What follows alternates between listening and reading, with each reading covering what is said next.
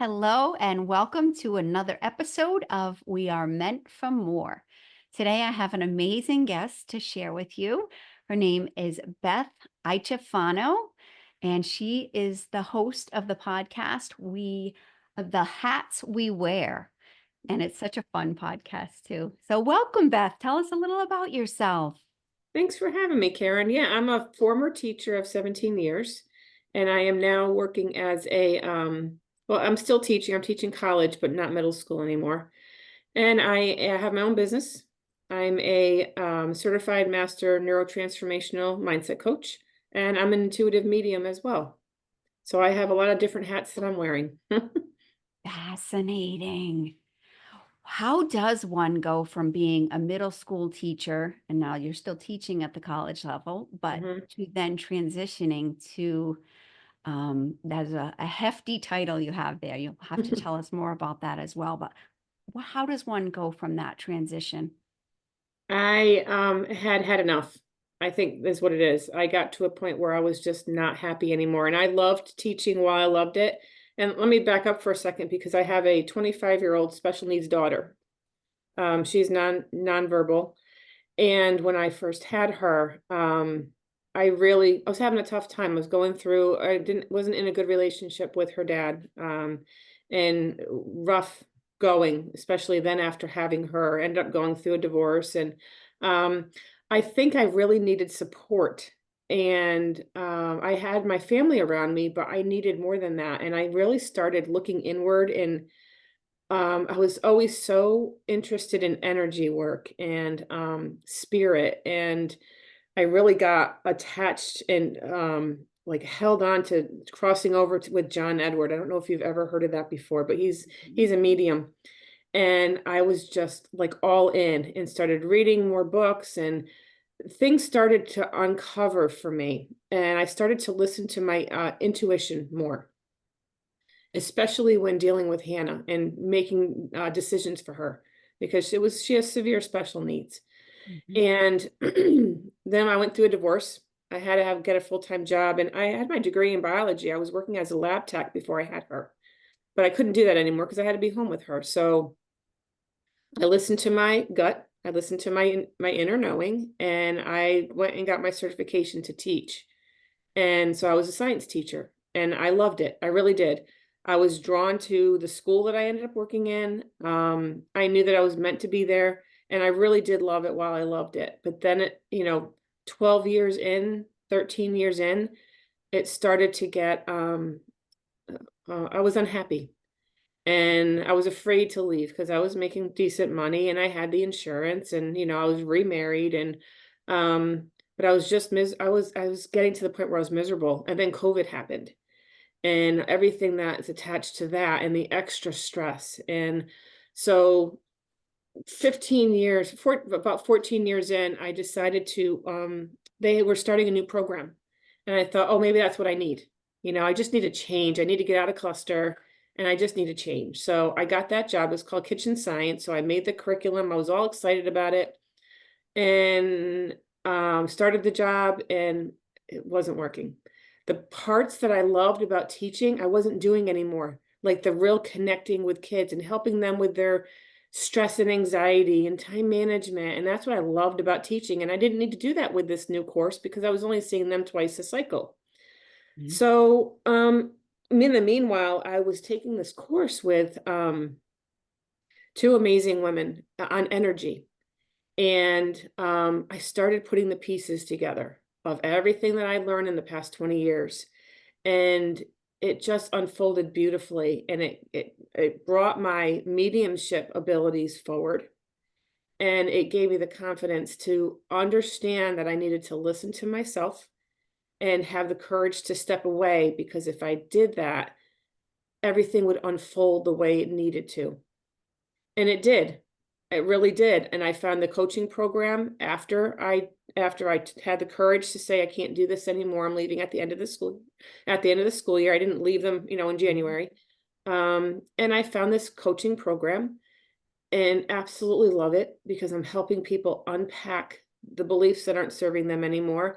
And I use it with energy work. So I'm taking both worlds and Mhm. my love of teaching, and I'm putting them all together in a beautiful, um, symbiotic way. It's really I really, really love it, and I'm just expecting that things are gonna unfold for my benefit, and they are, and I really work with clients to help them with their mindset and understand the energetic vibration of their thoughts and their, emotions and their words and how that impacts their life. So I'm kinda like a case study for my own clients. I use myself as an example of how this does work. So, yeah, everything's unfolding as it should, and it's good. It's hard having your own business, but I really love it, and I have other things going on, so money's coming in other ways, and I'm fulfilling that part of myself, the teacher in me. I love teaching college. I'm not playing whack-a-mole anymore. The kids actually I can actually teach and not have to worry about behaviors and all that. So, yeah. So that's the long answer to that short question. But it's such a powerful answer, it's such a great story, and, I hear you using the word "unfold," and I love that because it does kind of unfold just as it's supposed to. Mhm. Um, you also used the word "courage." What would you say to the person that doesn't feel they have the courage to make that change? Because that's a dramatic move that you made, leaving your Yeah. career to pursue Mhm. something that is, like, it's your passion, but it's scary Mhm. to make that change. Yeah, that's a really good point, and I have to say I have the support of my husband who, is with me, and, so, yeah, not everyone can do that, but I felt like I didn't have a choice. I couldn't still teach in the way I was and follow this. So I would say to someone who wants to make a change, start making small changes, and just start making changes in your mindset. What do you wanna create? And, it's interesting too, Karen, because this past year and a half, all the mindset work has really solidified where it wasn't before. So I understood that I needed to listen to my body, but I didn't understand how much of a creator we actually are. So I think for the person who's sitting there and saying, "Oh, I need a change. I don't know where to start by listening to your body. Our body knows first. Our brain talks us out of it every time. So if something doesn't feel right, you have to figure out why it's not feeling right. What's out of alignment? Where is the missing piece? And it may be, okay, this is going on. I don't really like my job right now, but I don't feel like I could step away. So acknowledge it and feel the emotions, but then also think to yourself, all right, what do I want to create? How would I rather feel? And focus on that. Focus on how you'd rather feel and thoughts that get you there. Because what that does is when you are stressed and you're working in a job that you don't like, it brings in fear, anger, frustration, anxiety. Those emotions are all very low vibrating in our body. And if we stay stuck in those emotions, it does damage to our body. We get headaches, we get stomach aches, we get illnesses, we have issues that manifest in our body. So it's okay to dip down in those emotions, but to get out of them. So I always remind my clients, okay, you can feel what you need to feel, but then get out of that and say, okay, what do I want to create? How would I rather feel? And if you don't know what you want to create, you certainly know what you want to feel because the beauty is in the contrast. So if you're doing work that you don't like and that doesn't feel good, the opposite is what you're looking for. So focus on that. Get your mindset into a place where you can really think about how you'd rather feel. And I promise you, you're not digging your head in the sand. That's what a lot of us are programmed as we're kids. Oh, you got to face your problems. Well, facing your problems, if you focus on them, it's like giving them a huge hug and you're keeping them with you. And you don't want to do that. So you can acknowledge you have the problem because we create our own problems by our mindset, but don't focus on it because you're focusing all your energy where you don't want it. So focus energy, make a list. What do you want to create? What do you want for your life? I want to be happy. Maybe I want to live by a lake. I want to be joyful. Whatever it is, write it down. Focus Mhm. on that. And then you're going to see your energetic vibration up levels. It goes higher, which brings in more things to support that higher vibration, which is going to bring in people that you need and signs that you need to see to help you with the problem, to get you out of it. So, focusing on our problems is never the solution. It just keeps us stuck there. And that's what I figured out. As much as I was afraid to jump, I knew that I had to do something because I was just miserable. And we're not here to be that way. We're not here on earth to live like that. And life doesn't have to be that hard. It's not meant to be. We make it hard because we stay in a mindset that doesn't support us because we think that we should. We think, oh, life should be hard. I should work hard for this money. Mm. No, money has a very high energetic vibration. It's in the same level as love. So if you're living in that high vibration, money's going to come. It doesn't need to come only through work. So just start for the person that's out there listening, just start by being aware of how you're feeling and consciously say, okay, I understand I'm feeling this way. How would I rather feel? That's the first step, is just being aware and understanding how much control you do have. That's really powerful that we do have the control to make the change, and where we choose to put our energy or where our focus goes. That the Mm, old saying, where our focus goes, energy flows. absolutely. Yeah. Yeah, because what you put out, you get back. Mhm. We're magnets for what, so pay attention to the people that are around you. Who are you hanging out with? Are you hanging out with people that make you uneasy, uncomfortable, that are upsetting you? There's two reasons for that. Either you're drawing them in so you can see your shadows, the dark parts of yourself, or you don't think that you deserve better. So either way, they're teachers. The people that you don't like, they're mirrors. Everyone's mirrors for ourselves. So we could see either our dark parts or our light parts. And our dark parts aren't bad. They're just parts that may not support us anymore. Yes. So there's a letting go in that. And what I just heard too is interesting, because oftentimes you hear people say, and I've probably been guilty of it, gosh, the same thing keeps happening. Or why does this experience keep happening? Or this person keeps on. And if we could step back and realize, or even ask, why am I attracting that into my Hmm. life? What am Yeah, I, what's my mindset? what do I need to see that keeps coming my way? Exactly. And I had to do that with my relationships because, the relationships I had before my husband, there was a common thread through all of them. And it was a thread of me because I didn't know who I was and what I wanted. So if you don't know who you are and what you want, you're going to attract people that also don't know who they are and what they want, and who are more likely to be controlling because that's a scary feeling. And they'll tell you who you are and what you want. Oh, So I had to really do an autopsy. I called it an autopsy after my divorce. And I had to that look in the opens a lot. mirror and I had to take responsibility. And that's the thing. We don't take responsibility for the way we're feeling, for the way things unfold in our life, because we think everything's happening to us. It's not. We got to take responsibility. All right, I'm feeling this way. Someone could tell me the same thing that they tell you. You don't take offense to it, but I do. What does that tell you? Is it about the thing that was said? No, because if it was about the thing that was said, it would have bothered us both. Yeah, right. So it's about me and what I need to, it triggered me in some way. So, and don't get me wrong. I mean, if someone says something mean to you, it's going to hurt your feelings, but it's a matter of unpacking. Okay, why did that hurt my feelings so much? Or why am I bothered by that? What belief do I have that they just crossed? Or so I really own my own emotions. I don't, no one can make me feel a certain way. You hurt me.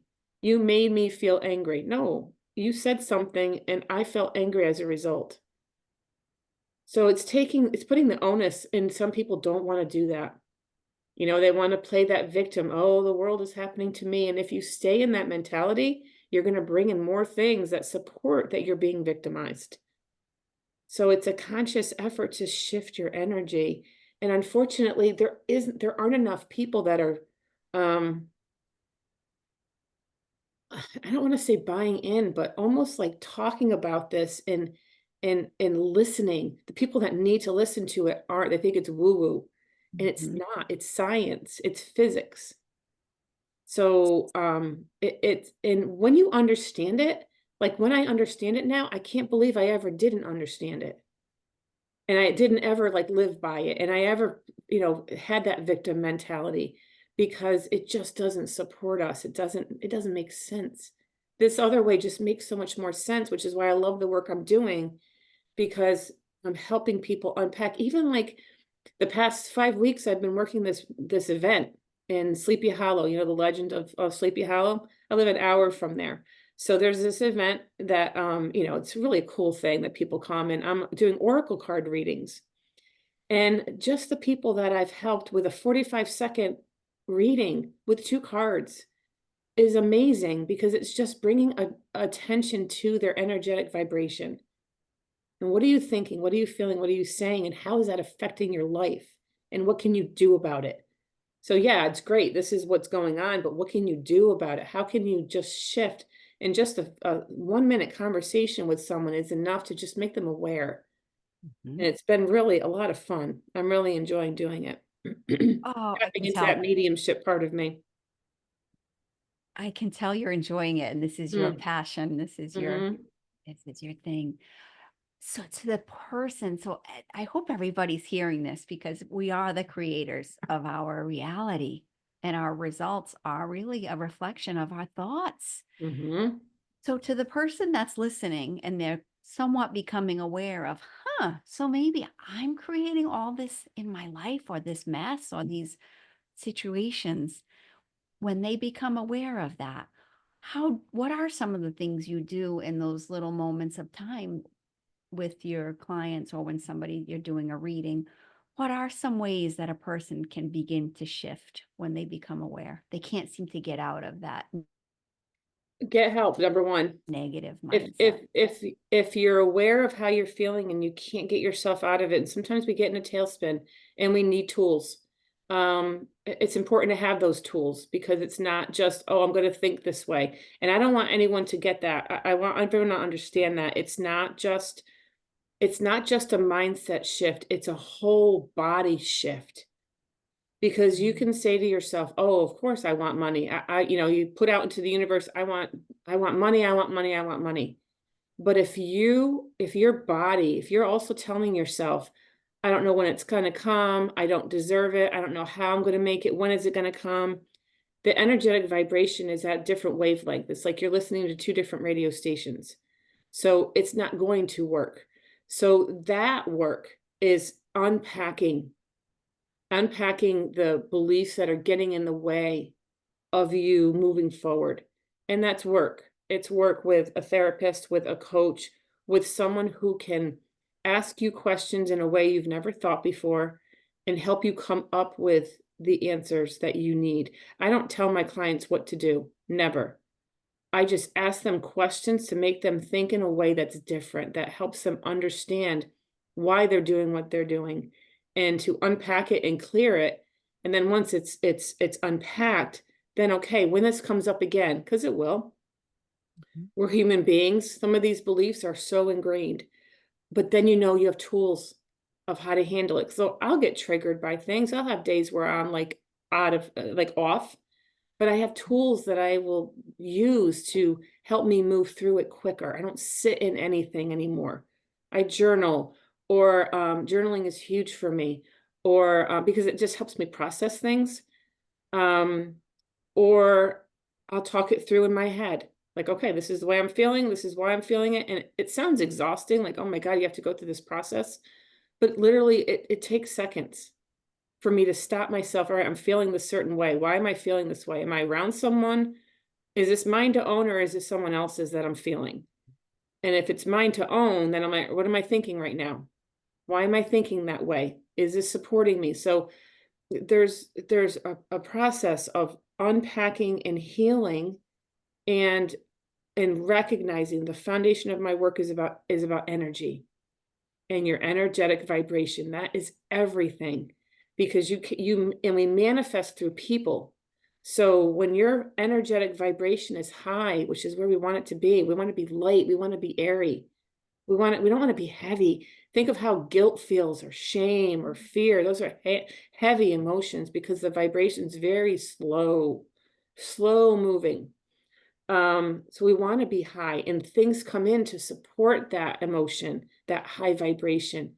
And once you see things moving in a forward motion, it's powerful and you can't deny it. It's like, oh my God, I was just thinking about this, and the next day, there it is, but your vibrations have to be, you have to believe it.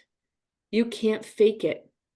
You know what I mean? You need to your thoughts need to match your energetic vibration in your body, like every fiber of you.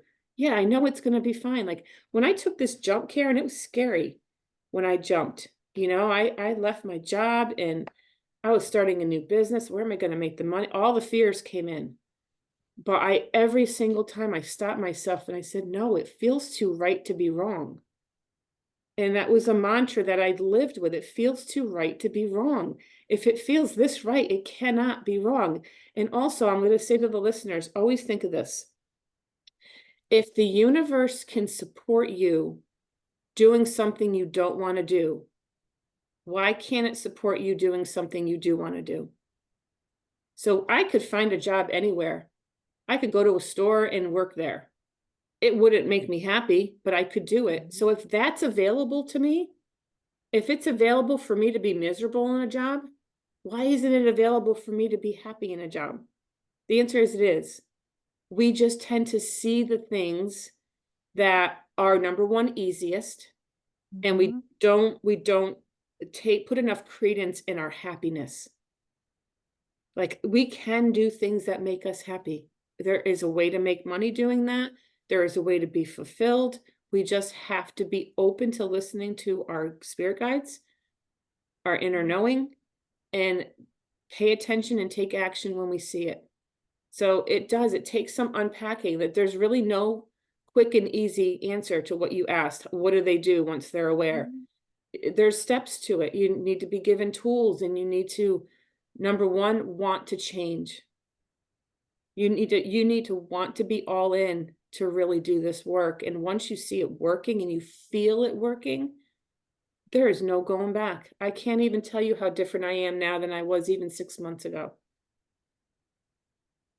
This is amazing. Such powerful, powerful Mhm. information. I mean, life changing. Absolutely. Feels too right to be wrong. Um, so the energy piece of it, that's so real. Would you say that you can actually take on, and actually you did sort of say this, that you can take on the energy of those around us? So being aware, is this mine or Mhm. is this someone else's? That's interesting. Well, Very. I'm sure you've gone into a room and you felt tension, because we give Mhm. off our energy. So if we're and we can you can actually play with that. You can consciously pull in your energetic aura and recognize what happens when you walk down a hall. Like, I did that at school when I was working in school. I, like, consciously pulled it in. No one said a word to me. It was like I was invisible.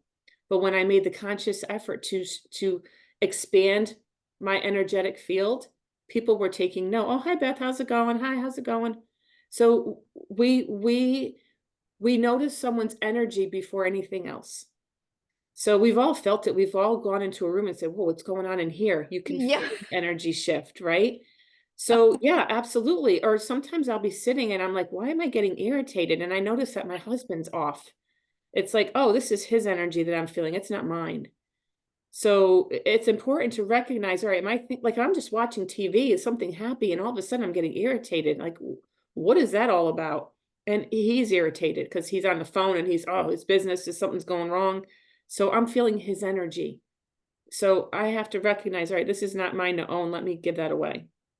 And that's something too that I work with my clients in, because we take responsibility for stuff that's not ours to take responsibility for, and vice versa. So I always ask them, when someone doesn't have boundaries, good healthy boundaries, and they don't say no and they take on everything, I always ask them to ask themselves, is this mine to fix? because if it's about them, it's theirs to fix. If it's about someone else, it is not yours to fix. Our children's problems, our friends' problems, everybody's problems are not ours to fix. When I work with clients, their problems are not mine to fix. It's theirs to fix. But I'm going to be a guide from the side and Mhm. help them. So that's what we need to remember with our kids and with our family and with our friends. We can be there to guide and support, but not fix because we're taking away their lessons if we do that. And they need those. They're here to learn. We're here to learn lessons. Our souls are here to learn lessons. So, is this mine to fix is a really powerful question to ask yourself. And if it's about someone else's journey, it's not yours to fix. Why is it so hard to let go of the wanting to fix, especially when it comes to our children? It's a belief. It's a limiting belief. I don't know. Then that's you need to go back to childhood. Okay.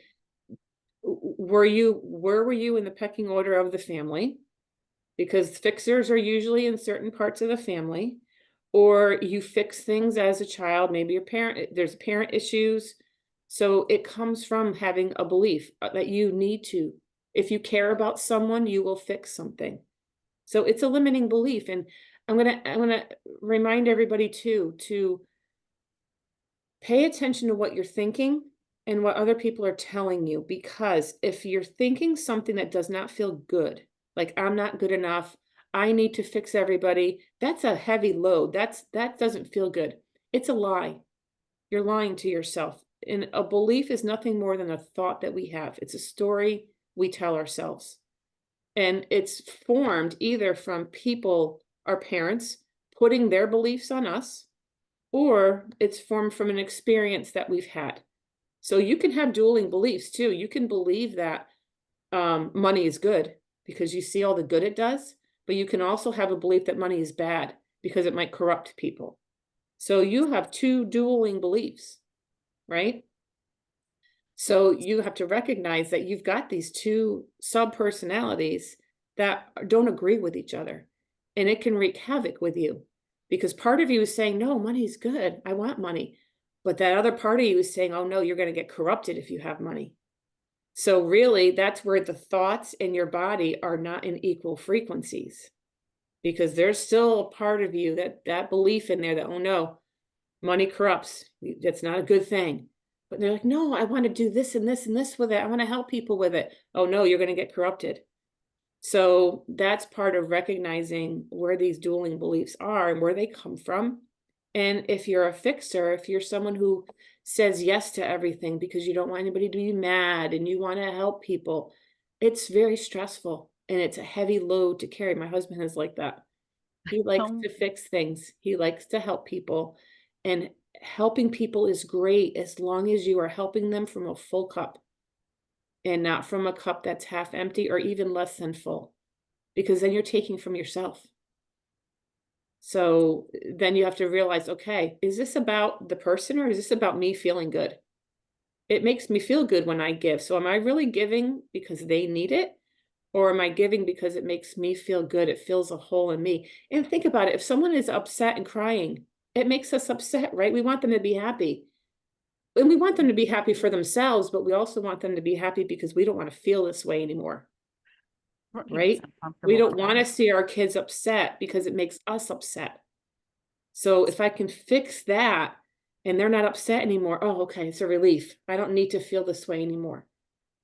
Not recognizing that it's okay for them to feel that way. It's okay for them to struggle. It's part of learning. So it's all about really, it's about us. It's about our ego and not wanting to feel bad ourselves. So if we fix it, oh, okay, everything's good. I don't need to feel this way anymore.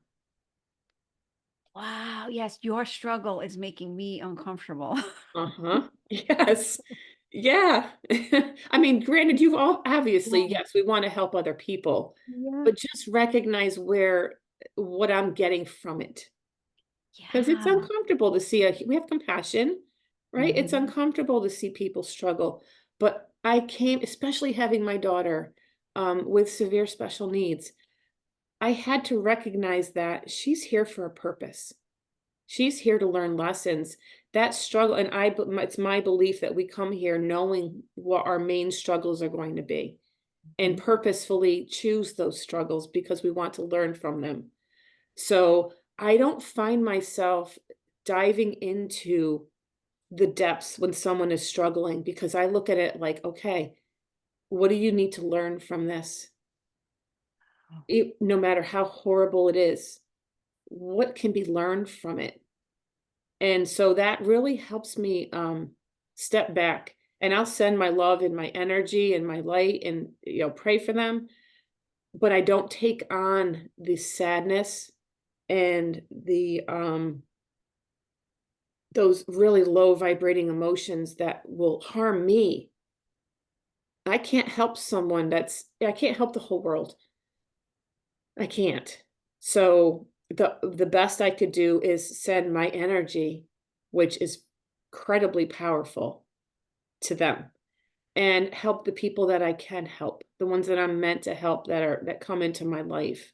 So I really don't I have compassion, but it does not run my life.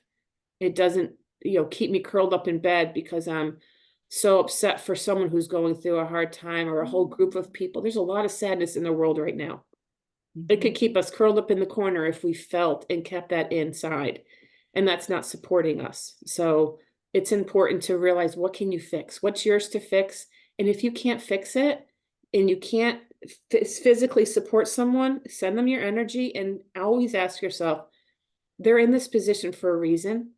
What do they need to learn? What do the people around them need to learn? We're all here to learn lessons. So, for me, that was a game changer, especially with Hannah. Because I was really, I could really get scared with her, like, what's gonna happen, and is someone gonna hurt her? Because she can't talk and tell me if someone's hurting her. So I Mhm. had to really release, the fear of not knowing or not being able to control, and control really is about fear. Anger is about fear. It's just the outward expression of that emotion that some of us are not comfortable showing. So think about that too. You see someone who's really angry, it's really because they're fearful, but they don't want to show the fear because they think that's weak. It's a weakness if you show fear. But if you show anger, oh, I'm angry, I'm tough. Mhm. So, but anger is the outward expression of all other emotions. So right underneath there is fear. It's so interesting. And I know for me, sometimes when somebody's sad or somebody's going through something difficult, a part of me will feel guilty for moving on.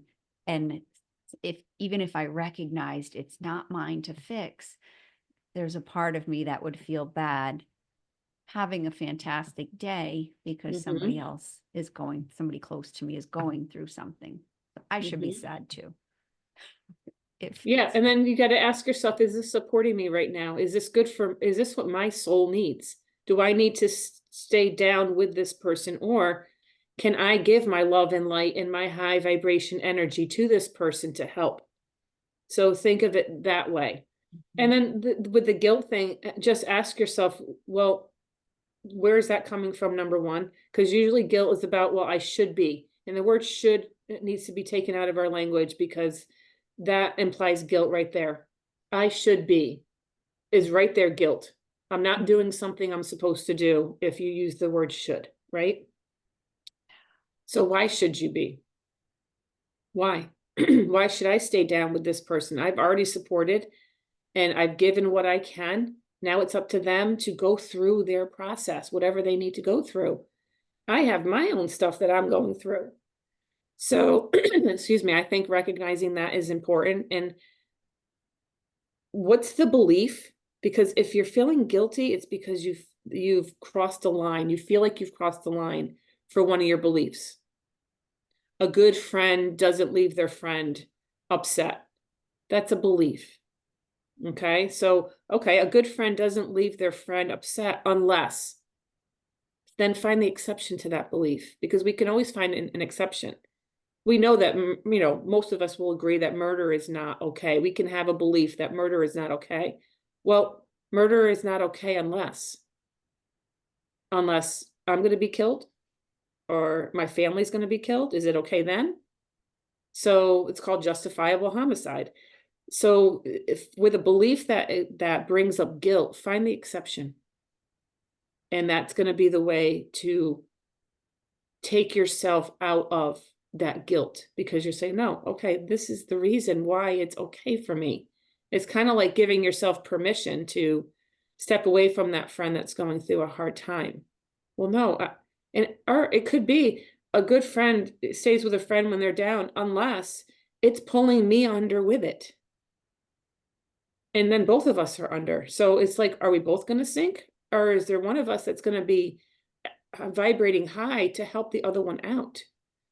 So think of that as well. You know, there's so much to it. There's so much to the stuff that we bring from childhood, from past lives, from generational wounds. I mean, there's new understanding of the impact, the genetic impact of what a mother goes through and how that's handed down to a daughter through her eggs. So when we're feeling stressed, that affects every cell in our body. And then we get pregnant and pass that on genetically. So there's so much more research now to the detrimental effects of trauma and stress and how that affects generations. So generational trauma is a real thing. It's not a woo-woo thing. It's a real Mhm. thing. Um, and there's so much to it. And it's all the foundation and energy and understanding that. It's unbelievable all this that you're sharing today. And there is a science behind this. It Hmm.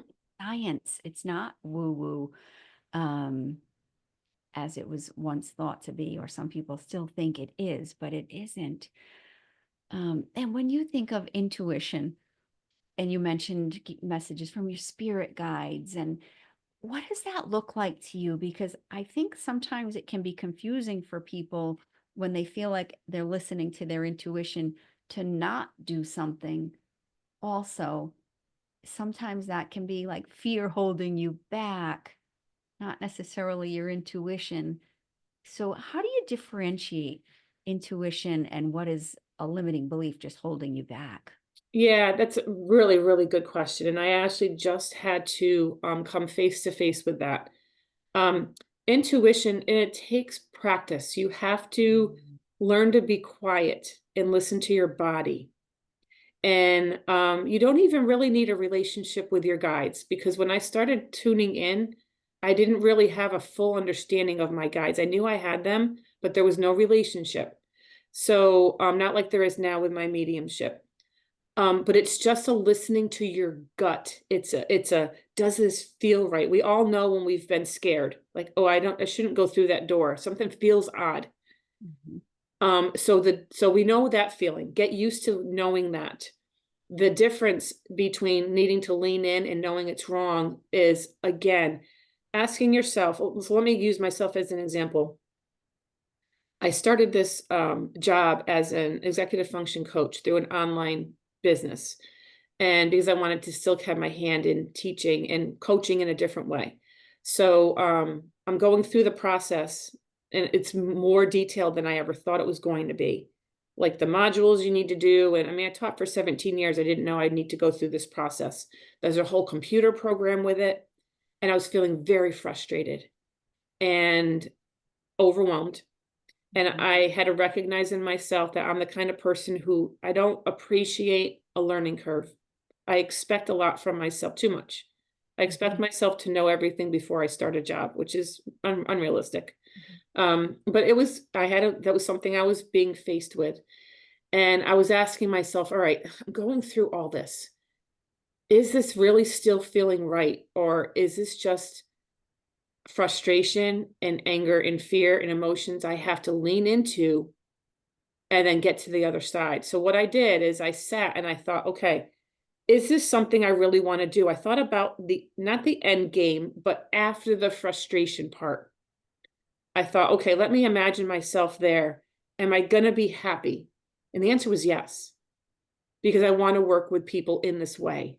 So that was my answer. Okay, then I just need to take a deep breath, calm down, and go step by step instead of trying to jump and expecting too much of myself.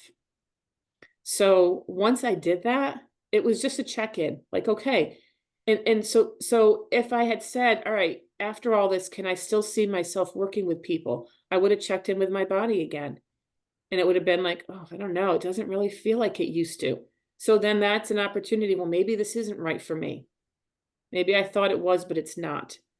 So that's how you figure out, is this just fear? So is the end, is the fear sitting in the way of what you want? Mm. If it's sitting in the way of what you want to create, where you want to get, then you need to lean into it. If you're fearful because you don't, and what you want, what you think you want, you really don't want, someone's telling you you want it, or someone's pressuring you to do it, that's different.